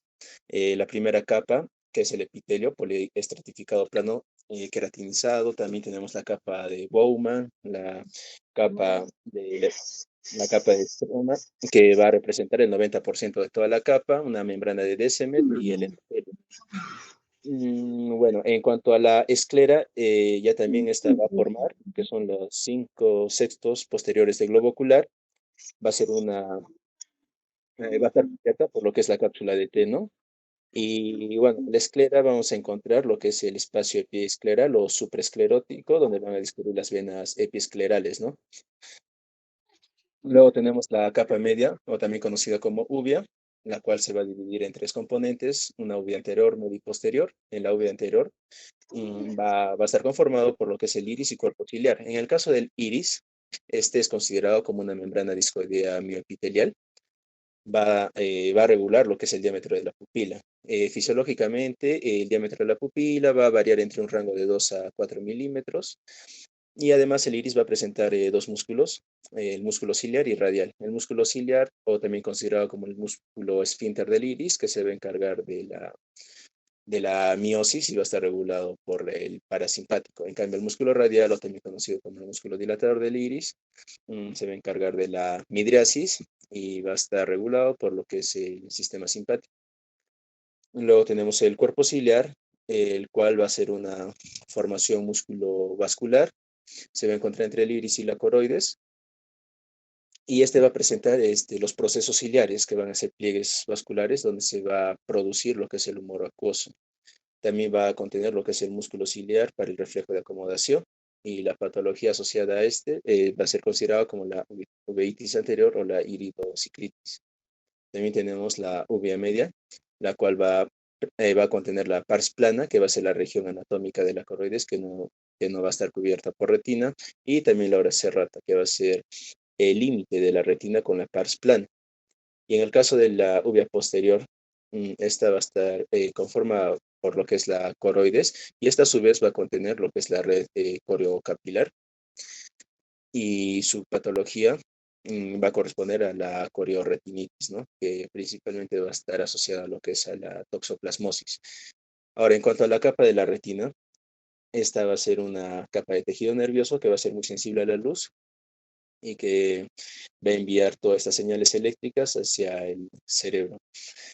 Va a presentar fundamentalmente 10 capas, como se puede valorar aquí en la imagen, pero nos vamos a enfocar un poco más en la segunda, que es la capa de los fotorreceptores, que va a estar conformado tanto por conos y bastones. En cuanto a los fotorreceptores, bueno, los bastones se van a encargar de la visión nocturna. Estos van a presentar mayor sensibilidad respecto a los conos. Va a presentar una relación de tipo convergente, es decir, cada 20 bastones se van a unir a una neurona bipolar. Va a presentar, y su pigmento visual, ¿no? Que también es muy importante a considerar, es la rodopsina, ¿no? La cual va a requerir el retinol, y esta a su vez va a derivar de la vitamina A, que va a captar todo el espectro de la luz, y va a estar ubicado a nivel de la retina periférica. También tenemos a los conos, que se va a encargar de la visión diurna. Otros también lo consideran como la visión fotópica. Este va a presentar menor sensibilidad. Además, presenta también una relación lineal, es decir, un cono se va a relacionar con una sola neurona bipolar. Su pigmento visual va a ser la iodopsina que va a captar el rojo, verde y azul. Y va a estar ubicado a nivel de la retina central, específicamente a nivel de la mácula. Y en la mácula vamos a ver que se va a encontrar la fobia. La fobia, ¿qué es? Va a ser el mayor punto de nitidez visual. Y bueno, también estos fotorreceptores van a estar implicados en un mecanismo conocido como la fototransducción. Bueno, ¿en qué consiste este mecanismo? Eh, Literalmente estos fotorreceptores van a convertir lo que es la energía de los haces luminosos, que es energía electromagnética, en potenciales de membrana, que correspondería a un tipo de energía eléctrica. Bueno, en condiciones normales se dice que estos fotorreceptores, tanto conos o bastones, van a tener un potencial potencial de reposo de menos 40 milivoltios y que va a estar constantemente liberando un neurotransmisor conocido como el glutamato, que es un neurotransmisor inhibidor. Y cuando estos fotorreceptores son estimulados, lo que va a ocurrir a continuación es que los canales de catiónicos se van a cerrar y la membrana de esta forma se va a hiperpolarizar. Va a ir desde menos 40 a menos 60 milivoltios, haciendo que detenga la producción de glutamato, que es un neurotransmisor inhibidor, y de esta forma pueda estimular a las demás células nerviosas para que pase, ¿no?, este potencial de membrana. También es importante recalcar sobre los anexos. Tal es el caso de la órbita, que va a estar formado por 7 huesos frontales, fenoides, etmoides, ¿no? La lámina papirácea del etmoides, el cigomático, palatino y el maxilar. Y bueno, en el maxilar se menciona que es el sitio más frecuente de fracturas. En cuanto a los párpados, esta va a presentar una lámina interna y externa. En la lámina interna, o también conocida como la lámina posterior, vamos a encontrar las glándulas de meibomio. Estas glándulas de meibomio van a ser glándulas sebáceas. Su infección aguda nos va a dar lugar al orzuelo interno, mientras que la infección crónica al chalacio. Y en cambio, en la lámina externa o lámina anterior, vamos a encontrar dos glándulas, la glándula de Seyss y la glándula de Moll. En la glándula de Seyss, que es un tipo de glándula sebácea, y la de Moll, una glándula sudorípara. Estas dos, en el caso de una infección, van a dar lugar a lo que es el orzuelo externo. También tenemos el sistema lagrimal, que va a estar comprendido tanto por la glándula lagrimal principal y el sistema de drenaje. En cuanto a la glándula lagrimal principal, este se va a encargar de la producción del mayor componente acuoso de las lágrimas y cuya infección va a estar asociada a una dacryoadenitis. En cambio, en el sistema de drenaje, esta va a estar conformado por el canto interno, y bueno, que a su vez en el canto interno vamos a encontrar los puntos lagrimales tanto superior e inferior. También en este sistema vamos a encontrar los canalículos lagrimales, cuya infección va a ser la canaliculitis. También encontramos lo que es el saco lagrimal. Importante recordar que su infección va a ser llamada como la dacrocistitis, y esta va a estar asociada más que todo al Staphylococcus aureus. Y por último, este sistema de drenaje a través del conducto nasolagrimal va a desembocar a nivel del meato inferior. Y bueno, otro punto a considerar y que también es de vital importancia es la película lagrimal, que va a presentar 3 capas. Eh, la capa mucosa, que se va a mantener esta capa adherida a lo que es la capa acosa, y va a producir las glándulas, va a ser producida por las glándulas tanto caliciformes o de Globet. La capa acosa, que se va a encargar de la lubricación, nutrición y de la protección, y va a estar producida por las glándulas lacrimal principal y las glándulas accesorias, tanto de Wolfram y Krauss.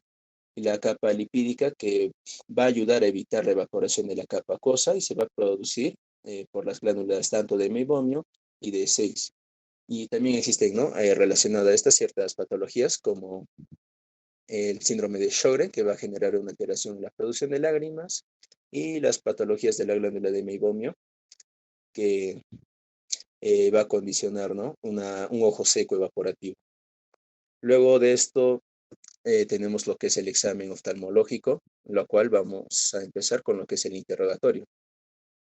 En el interrogatorio se va a consignar tanto lo que es la afiliación, enfermedades actuales y los antecedentes patológicos personales. En cuanto a la afiliación, debemos tomar en cuenta la edad del paciente. Por ejemplo, en un recién nacido debemos sospechar más que todo de malformaciones congénitas, o también en otros grupos etarios como en la adolescencia o adultez, ¿no? También podemos pensar en otros procesos ya de tipo degenerativo. En cuanto al sexo, tenemos, por ejemplo, la retinosis pigmentaria, que va a estar asociado, ¿no?, a ciertos patrones de herencia recesiva ligados al cromosoma X. En cuanto a la profesión, también debemos tomar en cuenta, ¿no?, que existen algunos trabajos que van a demandar excelente visión, por lo cual va a ser siempre necesario en estos pacientes realizar, ¿no?, procedimientos quirúrgicos debido a la actividad que realizan. Y también podemos sospechar en ciertos Bueno, podemos pensar en ciertas intoxicaciones en el caso de que el paciente realice algunas actividades, ¿no?, que estén asociadas a esto. En cuanto a la enfermedad actual, vamos a valorar, ¿no?, lo que es el trastorno de la visión. Por ejemplo, la disminución de la visión más frecuente que se va a ver en consulta va a ser la presbicia o algunos vicios de refracción.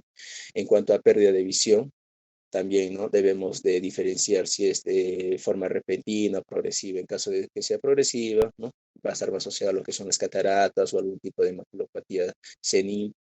O en el caso de una pérdida brusca, podemos sospechar en una trombosis de vena central de retina. Y en cuanto al dolor ocular, los que están están los más frecuentes en consulta son glaucoma agudo, neuralgia del trigémino, también las uveitis, úlceras, queratitis. También debemos valorar en el paciente lo que es el antecedente patológico personal, tanto sus antecedentes oculares, ya sea que éste haya presentado un traumatismo antiguo, los tratamientos y efectos adversos, el antecedente personal general, ya sea si el paciente presenta alguna enfermedad sistémica como la hipertensión arterial o diabetes, o también los hábitos como el alcoholismo, tabaco. Y en cuanto a los antecedentes heredofamiliares, ¿no?, existen ciertos patrones de herencia, como en el caso de la degeneración retiniana, en el glaucoma, en las distrofias corneales. Bien, el examen oftalmológico realizado por el médico general debe contener, ¿no?, dentro de la evaluación, la agudeza visual. Esto se va a hacer a través del test de Ansler, también la evaluación de los campos visuales, la motilidad ocular, la evaluación de las pupilas, la evaluación del ojo externo, de los párpados, asimismo el examen del reflejo del ojo y el fondo de ojo, ¿no? Los instrumentos que van a ser necesarios para un examen oftalmológico básico va a ser una linterna de bolsillo, la tabla de Rosenbaum, que es para evaluar la visión cercana, un colirio de fluorescencia para teñir, en este caso, la córnea. También se puede optar por un colirio para provocar miriasis y facilitar la observación del fondo de ojo, ¿no? También va a ser necesario el agujero estenopeico, un oftalmoscopio directo, el papel cuadriculado para realizar el test de Ansler y la tabla de octotipos, que básicamente va a ser para evaluar la visión lejana, ¿no?, a través del test de Snellen. Bien, vamos a empezar con la evaluación de la agudeza visual. Más abajo, por favor. La medida de la agudeza visual se va a evaluar con un test, ¿no?, como ya les dije, que es el test de Ansler. Es un test de alto contraste que es empleado a una determinada distancia. Para El test de Amsler, disculpa, el test de Amsler es las rejillas y el test para evaluar agudeza visual es el test de Snellen. Sí, así, doctor. Ahí hay que aclarar. Bien, para la agudeza visual, pues se va a examinar ambos ojos, ¿no?, por separado, tanto de lejos, que va a ser lo ideal a 6 metros, como de cerca, que va a ser a 35 centímetros. Y para evaluar la visión lejana van a existir distintos tipos de carteles. El más difundido es el de Snellen, y junto a cada línea de octotipos va a haber una fracción, ¿no? El numerador va a corresponder a la distancia entre el cartel y el paciente, y el denominador va a corresponder a la distancia a la que un sujeto normal debe ver este tamaño de letra. La agudeza normal en el adulto o en el niño mayor de 7 años va a ser de 20/20, y esta es la que está definida también para el 95% de la población sana. Sin embargo, cuando va a existir una disminución de la agudeza visual, pues se debe distinguir de un vicio de refracción, de una alteración macular y también de una patología de la vía óptica. Para distinguir estas patologías, normalmente se interpone entre el ojo del paciente y el cartel el agujero estenopeico, ¿no? Si la agudeza visual mejora con este agujero estenopeico, se va a tratar parcial o totalmente de una ametropía. Sin embargo, hay que tener en cuenta que también hay algunas opacidades del cristalino o algunos casos de astigmatismos irregulares que podrían mejorar con el uso de este agujero estenopeico. Si la disminución de la visión se debe a un problema refractario, que es una causa común, en este caso la agudeza visual va a mejorar con el agujero estenopeico. En caso de una patología de mácula o del nervio óptico, la visión no va a mejorar con esta prueba del agujero estenopeico, ¿no? Luego tenemos el test de Ansler, y esta pues se puede realizar con un papel cuadriculado común, en la que se va a recortar un cuadrado de 30 por 30 cuadrados y en la que se va a dibujar un punto central negro. Y aquí se van a interpretar diversos resultados. Va a ser normal cuando el paciente ve los 4 ángulos del cuadrado y no hay deformación. Va a ser anormal si es que el paciente no ve este punto central y se debe generalmente a que el paciente podría tener un escotoma central profundo que habitualmente se debe a una alteración del nervio óptico que afecta el papilo macular, ¿no? En caso del campo visual, bien, el examen grosero de campo visual de cada ojo se va a efectuar a través de la confrontación del campo visual del paciente con el examinador, ¿no? El médico va a exhibir una cierta cantidad de dedos en cada uno de los cuadrantes, ya sea superior, inferior, temporal y nasal, ubicando su mano a una distancia media entre el paciente y entre sí mismo, ¿no? Y le va a preguntar cuántos dedos ve el paciente.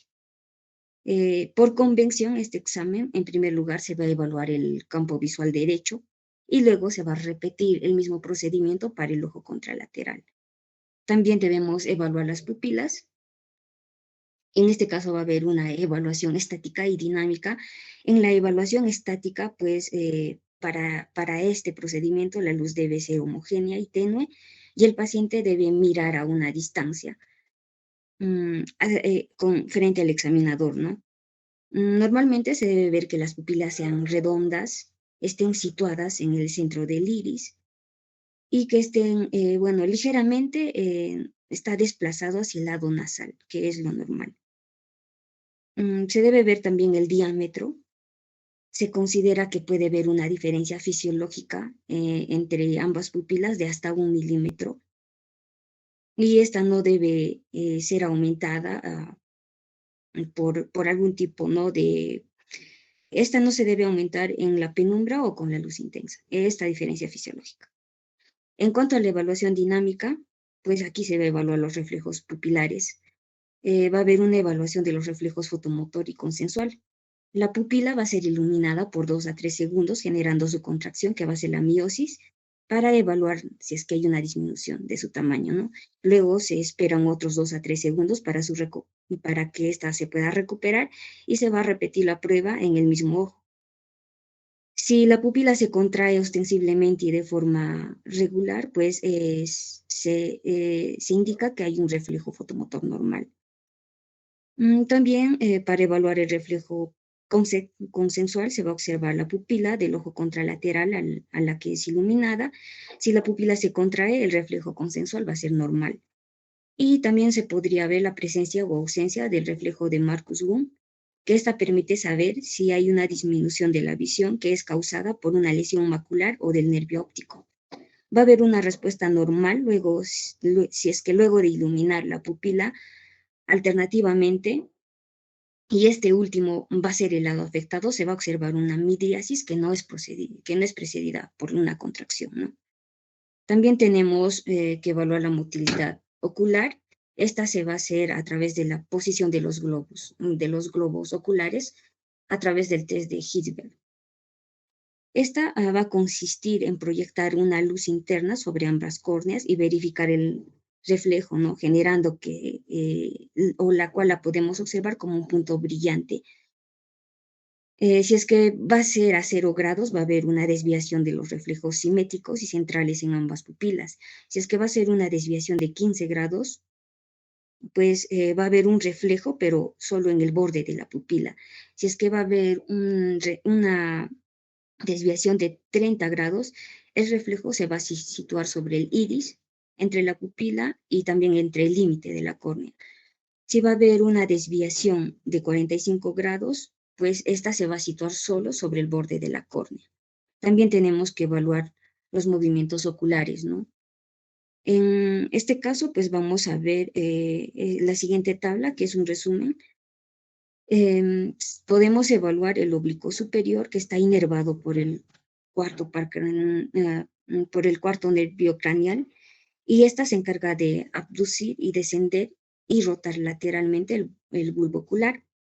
También vamos a evaluar el oblicuo inferior, que es inervado por el tercer nervio craneal, y esta pues va a abducir, elevar y lo va a rotar lateralmente. El recto superior, que también es por el tercer, esta va a elevar, abducir y lo va a rotar medialmente. El recto inferior, que también es por el tercero, esta va a descender, abduce y lo rota lateralmente, ¿no? El recto medial, que también está inervado por el tercero, va a tener la acción de la aducción, y el recto lateral, que está... Esta parte de evaluación de movimientos, nervios, esto es importante, ¿ya? Por favor. Esto hay que repasarlo bien, ver qué nervio moviliza qué músculo, ¿ya? Sigue, por favor. Disculpa, te haya cortado. Está bien, doctor. Bueno, y esta que es el recto lateral, que necesariamente va a ser, que se va a encargar de la abducción del bulbo ocular. También vamos a ver que se va a realizar maniobras para la visualización de la conjuntiva y los fondos de saco. Se va a hacer un examen del ojo externo. Esta va a incluir la observación de la conjuntiva vulvar y tarsal, tanto superior e inferior, y también la evaluación del reflejo de la luz en la cara anterior de la córnea. Se va a hacer un examen para ver la profundidad de la cámara anterior. Con la linterna se va a iluminar lateralmente cada ojo a una distancia no mayor de 10 centímetros, de modo de iluminar el sector temporal del iris. Y la luz va a pasar al lado opuesto al de la linterna en una cámara anterior normal. El iris se va a proyectar hacia adelante y va a impedir el paso de esta luz, generándose una sombra en el lado opuesto de la linterna. En este caso nos va a sugerir que es una cámara poco profunda y tiene un ángulo estrecho, ¿no? Y se ha visto que los ojos que tienen cámara anterior poco profunda va a ser propenso al desarrollo de glaucoma, en este caso de un glaucoma agudo. También se va a ver el examen de reflejo corneal. Para la observación del reflejo corneal se va a iluminar la córnea con la linterna en un ángulo de inclinación de 45 grados y a una distancia aproximada de 20 centímetros. Se debe observar así el reflejo regular, homogéneo, brillante y la superficie lisa. También esta puede verse alterada si es que la superficie corneal va a ser anfructuosa o lesionada, ¿no? Consecuentemente, podría ser por cicatrices o úlceras, mostrándonos irregularidades difusas y menos brillantes. Siguiente. Bueno, hablando ahora de la oftalmoscopía, vamos a ver que va a haber tres tipos. La oftalmoscopía directa, que va a ser es un instrumento utilizado por el médico general para el examen del fondo de ojo. Proporciona una imagen virtual y derecha de la retina con una magnificación aproximada de 15 veces y un campo de visión de 8 a 10 grados. La oftalmoscopía indirecta va a ser, este método va a proporcionar una imagen en tercera dimensión, el cual va a variar a la anterior, va a tener una magnificación de 2 a 4 veces, o sea, va a ser menor, pero va a tener un campo de visión de 40 a 50 grados, ¿no? Va a ser mucho mayor el campo de visión. Y la oftalmoscopía con lámpara de hendidura va a ofrecer ciertas ventajas adicionales a los métodos antes descritos. Va a presentar una magnificación de 7.5 a 10 veces y un campo de visión de 30 a 40 veces. Entonces sería como la unión de los dos anteriores, ¿no? Pero en este va a tener imágenes de alta calidad y nitidez. Vamos a ver también los medicamentos auxiliares diagnósticos, los cuales van a ser anestésicos. La más utilizada va a ser la tetracaína, es local y se utiliza antes de practicar procedimientos que requieren de contacto. También vamos a usar midriáticos y cicloplégidos, los midriáticos que se utilizan para dilatar la pupila y visualizar estructuras como el cristalino, el humor vítreo y la retina. Y los cicloplégidos que se utilizan para... Cicloplegia. Ciclopléxicos, sí, son útiles para paralizar el músculo ciliar y nivelar la acomodación del cristalino. Vamos a ver también entre las tinciones, que la principal va a ser la fluoresceína, que es la tinción más utilizada en oftalmología, que evalúa la ruptura de la película lacrimal, la permeabilidad de la vía lacrimal excretora, la detección del humor acuoso a través de una perforación corneal, como la prueba de Seidel. y para la toma de la presión intraocular, ¿no? Y también se puede usar lo que es la rosa de Bengala para evaluar estados deficientes de la película lacrimal y lesiones. Vamos a ver también los exámenes especializados. En los exámenes especializados vamos a ver la queratometría que se utiliza para la identificación de astigmatismo, el poder y el eje, así como para la patología de la morfología corneal, la paquimetría, que va a ser la medición del grosor corneal. El valor central normal es de cerca de 520 micras. El microscopio especular, que va a ser una técnica mediante la cual se analizan las características cualitativas y cuantitativas del endotelio corneal. La topografía corneal, que mediante un equipo especializado se analizan la forma, la curvatura, el poder, el grosor de la córnea y sobre todo es utilizada para el diagnóstico de patología corneal para valorar la indicación del tratamiento refractivos, ¿no? También la campimetría altamente utilizado, que estudia el campo visual y perimetría de cada ojo por separado. Ello habla de la integridad de las fibras nerviosas retinianas, el nervio óptico y la vía visual.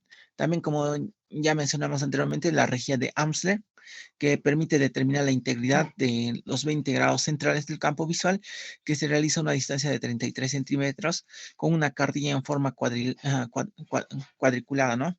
Este estudia la visión macular y puede detectar cambios visuales desde etapas tempranas. La fusión y estereopsis van a ser pruebas sensoriales que van a indicar la habilidad para asociar lo que son imágenes en ambos ojos. La angiografía retiniana, que consiste en una fotografía del fondo de ojo posterior a la aplicación de un medio de contraste, como ya vimos anteriormente, algunos de los medios de esos dos medios de contraste, intravenoso con el objetivo de visualizar los vasos retinianos y coroideos. Esta proporciona información acerca del flujo, ¿no? Sabajito. El flujo sanguíneo y morfología, integridad vascular, funcionamiento de las barreras hematorretinianas. También podemos dar pruebas de electrofisiológica, que son pruebas especiales que tienen la finalidad de registrar la actividad eléctrica de la retina, la vía visual, para evaluar su funcionalidad. También podemos usar lo que es la ultrasonografía, que se usa para la detección, identificación y medición de lesiones tumorales que permiten realizar mediciones del globo ocular, ¿no?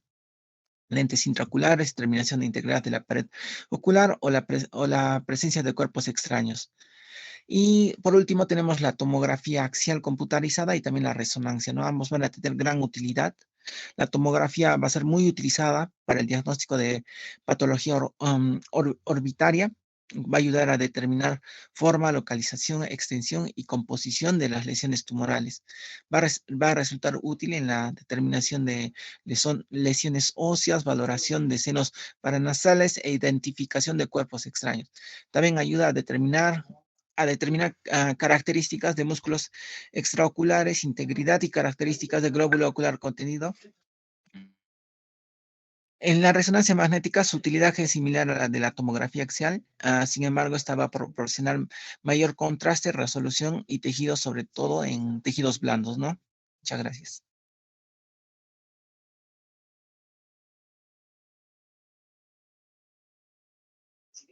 Bien, gracias a ti. ¿Alguien más tiene que presentar? Creo que ahí terminaba todo, ¿no? Ya. Yo les voy a enviar ahorita al chat la presentación de embriología y anatomía y la parte de ojo rojo también que tengo acá para que tengan la misma información.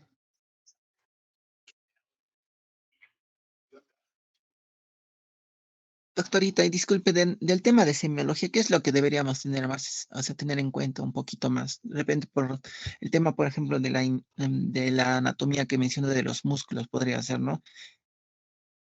Sí, bueno, la parte semiológica, como el nombre indica, es la evaluación, ¿no? Son signos y síntomas, ¿no? Entonces, eso es lo más importante, ¿no?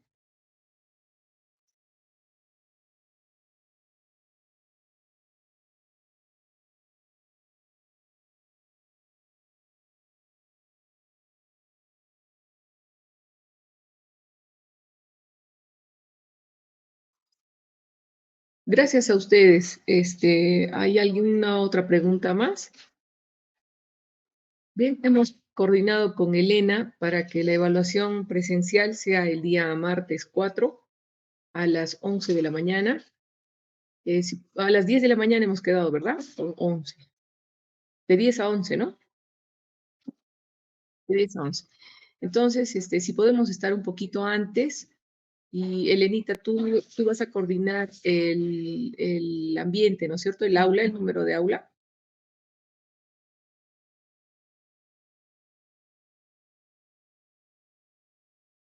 Ya listo. Entonces, el día martes nos estamos viendo. Yo voy a estar un poco antes, a las 9:30 voy a estar por ahí.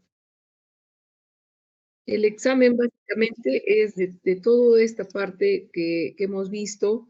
Ustedes ya tienen toda la información. Les voy a enviar los PPTs que yo he presentado para que también den una revisada. Como ya conversamos antes, el examen no busca tratar de ver quién no va a aprobar, sino busca el conocimiento en ustedes, ¿ya? Entonces, básicamente, enfóquense en lo que son conceptos, diferencias entre estos conceptos, y en base a eso va a ser el examen. Tengo 2 casos clínicos, y los casos clínicos están bastante simples en base a la patología del paciente, ¿no?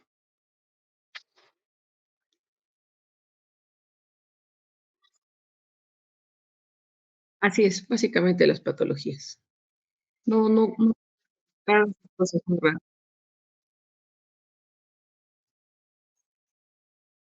No, me interesa que ustedes lleguen al diagnóstico, ¿no? Eso me interesa, que sepan identificar una patología, porque eso es lo que al final interesa en conocimiento en la parte de premédicas de ustedes, ¿no? ¿Ya? Listo, chicos, entonces, que tengan un bonito fin de semana. Nos estamos viendo el día martes. Gracias, Elenita. Gracias a todos ustedes. Gracias, doctora. Buen día. Gracias, Gracias, chicos. doctora.